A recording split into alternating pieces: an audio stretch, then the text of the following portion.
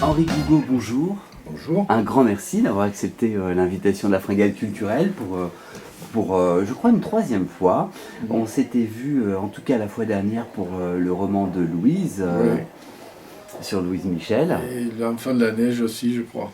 Ouais, exactement, exactement. Et aujourd'hui, on se voit pour Les Voyageurs de l'Aube. C'est un roman disponible toujours aux éditions Albin Michel. Je vois qu'entre votre éditeur et vous, il y a de la fidélité. Oui, ben oui, moi je suis un sédentaire. Bah, vous restez là où c'est bien, hein, là Voilà, où vous vous sentez oui. bien, tout simplement. Ce roman, comment est-il né, Les Voyageurs de l'Aube? Il est né d'une ambition que j'ai longtemps cru démesurée parce que Oui. c'est difficile de... Vous savez que je suis un passionné de contes, de tradition orale, Ah bah oui.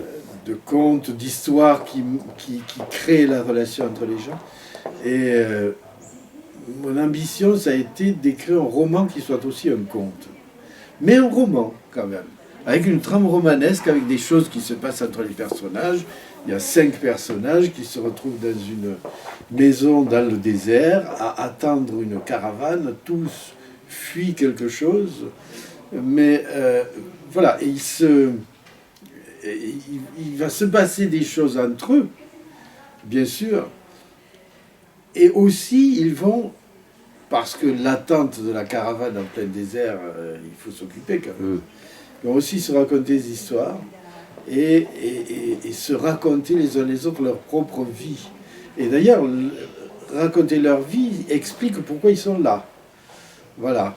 Donc, c'est un roman tissé d'histoires, quoi. Alors pourquoi ce roman se passe dans le désert égyptien, justement? Pourquoi avez-vous voulu le placer à cet endroit-là? Je suis un amoureux du désert, faut bien dire. J'y vais tous les ans, sauf l'année dernière, enfin, depuis une quinzaine d'années maintenant, presque. Ah oui, Ouais, j'y vais. c'est un vrai passer rendez-vous. une semaine par an, en gros. Ouais. Dans le sud tunisien, toujours au même endroit, je suis toujours aussi sédentaire, toujours dans le même camp, où j'amène d'ailleurs des gens avec moi, des gens qui travaillent avec moi sur la collecte de contes de tradition orale. Donc on travaille sur les contes en même temps. Et voilà, et donc je suis tombé amoureux du désert. Je ne comprenais pas autrefois les gens comment pouvait-on tomber amoureux de la mer, parce que j'ai connu des amis qui étaient complètement... Ouais. Voilà. Ouais. Et maintenant je le sais, parce que je suis amoureux du désert, c'est pareil. C'est la même passion, je crois. Voilà. Et j'avais depuis longtemps envie d'écrire quelque chose qui se passe au désert. Je trouve que le désert, c'est le lieu le plus magnifique. Regardez la couverture du bouquin, elle est belle. Et c'est le désert. Alors ces 5 personnages, vous pouvez les présenter? Ouais. Alors, il y a au début, le centre du livre, c'est une maison. C'est une maison dans le désert. C'est-à-dire, une maison dans le désert, c'est un peu bizarre, quoi. Et pourtant, c'est une petite maison, sans prétention aucune, avec un figuier devant la porte, un puits à côté, une ânesse qui fait le lien avec le village le plus proche. Voilà, cette maison a une histoire. Cette maison a une histoire. L'histoire, c'est la première histoire du livre, en fait. C'est que 2 voyageurs, dans un temps indéterminé, se sont perdus dans le désert. Ils étaient à bout de force, ils étaient à bout de vie. Ils ont vu le soir tombant une petite lumière au bout de la nuit. Ils sont traînés jusque-là. C'était une maison. Quelqu'un les attendait, leur a offert à boire, à manger, à dormir. Et puis le lendemain matin, ils sont repartis tout requinqués. Et quand ils se sont retournés pour un dernier signe de revoir, il n'y avait pas. Évidemment, ils se sont renseignés. Jamais il y avait eu une maison là. Donc ils ont été sauvés par un miracle. Et l'un des 2 a décidé de construire là une maison, la maison du miracle, de la construire vraiment et d'y laisser un veilleur, d'y veiller jusqu'à la fin de sa vie avec une chandelle sur le rebord de la fenêtre, pour, au cas où des voyageurs perdus arriveraient jusque-là. Et donc, cette tradition dure depuis longtemps déjà, quand commence le livre. Cette maison est là. Et il va y avoir une caravane qui va s'arrêter. Forcément, toutes les caravanes s'arrêtent là. Parce que c'est plus important qu'un caravansérail. C'est un lieu de prière. Toutes les caravanes, au moins, s'arrêtent une journée pour prier autour de cette maison, quoi, qui est la maison du miracle. Et donc, les gens qui arrivent là par hasard, enfin, sans se connaître, ils arrivent là pour attendre la caravane qui va passer. Alors, ils vont avoir des destinées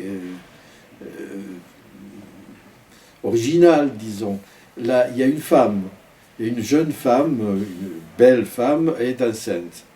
On sent bien qu'elle fuit quelque chose. Qu'est-ce que c'est un homme, une situation elle va le raconter, elle va le dire à un moment. Qui elle est vraiment? Il y a un musicien arménien qui a pour ambition de devenir, bon, on peut dire le plus grand musicien du monde, mais qu'est-ce que c'est que le plus grand musicien du monde? C'est le musicien qui serait capable d'évoquer par des notes de musique ce que la parole ne peut pas dire. Ce qui est au-delà des mots. Voilà. Et donc il court après ça, il est motivé, si j'ose dire, par un conte que lui a raconté son père tout au long de son enfance, qui est un conte sur la musique, voilà. Et il dit, moi je veux devenir cet homme-là. Voilà, il y a ce musicien qui a aussi une histoire tout à fait étrange. Il y a un moine grec, un moine du mont Athos, un moine, ouais, on a du mal à l'imaginer vraiment un moine parce que, bon, il a été brigand, c'est un moine brigand, voilà. Hein, il passe de l'un à l'autre avec une facilité un peu déconcertante. Voilà, lui, c'est une grande gueule. Il y a un aveugle qui va arriver un peu après les autres, mais qui va jouer un rôle décisif, puisqu'il s'avère que cet aveugle qui arrive au camp, il court après, depuis des années, il court après ce moine pour se venger de quelque chose qui leur est arrivé à tous les deux. Enfin voilà. Je ne peux pas dire plus. Non, mais c'est très bien. Voilà.